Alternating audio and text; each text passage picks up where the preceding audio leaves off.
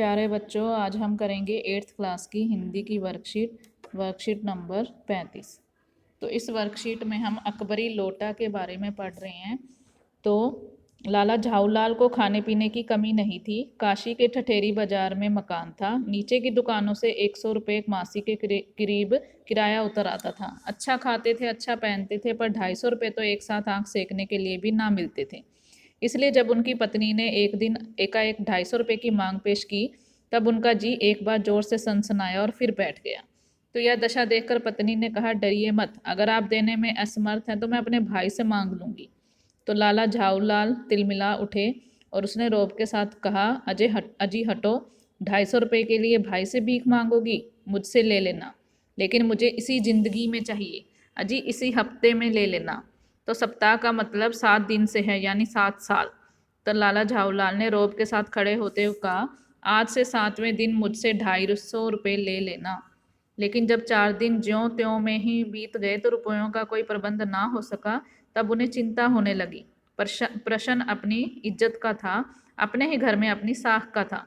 देने का पक्का वादा करके अगर अब ना दे सके तो वह मन में क्या सोचेगी?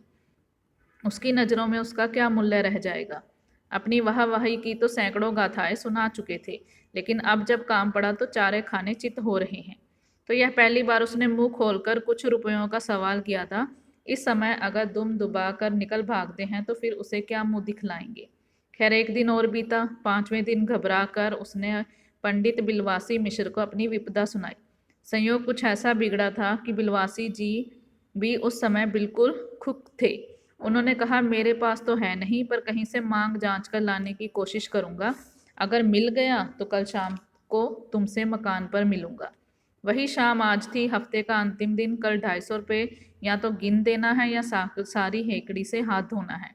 यह सच है, कल रुपया ना आने पर उनकी स्त्री उन्हें डामल फांसी ना कर देगी, केवल जरा सा हंस देगी। पर वह कैसी हंसी होगी? तो यह कल्पना मात्र से ही झाऊलाल में मरोड़ पैदा हो जाती थी। तो ये नीचे प्रश्न दिए हैं। लाला झाऊलाल का मकान किस बाजार में था? ठठेरी बाजार में। लाला झाऊलाल की पत्नी ने कितने रुपयों की मांग की थी? 250। झाऊलाल को किससे उम्मीद थी? पंडित बिलवासी मिश्र से। दुम दबाकर निकल भागना से क्या तात्पर्य है? दुम दबाकर निकल भागना यानी किसी से छुपकर चले जाना। तो इस मुहावरे का वाक्य में भी प्रयोग करना है कि आप लोग लिख सकते हैं कि पुलिस को देखकर चोर दुम दबाकर निकल भाग गया। पत्नी की हंसी की कल्पना मात्र से झाऊलाल के पेट में मरोड़ क्यों हो जाती थी? तो पति की हंसी की मतलब उसको पता था कि अगर मैंने 250 रुपये नहीं दिए तो वो जरा सा हंस देगी, लेकिन वो जो हंसी होगी वो उसकी जो उसके अंदर अकड़ है उसको सुनाने के लिए या उसको मरोड़ में लाने के लिए ही हंसी होगी।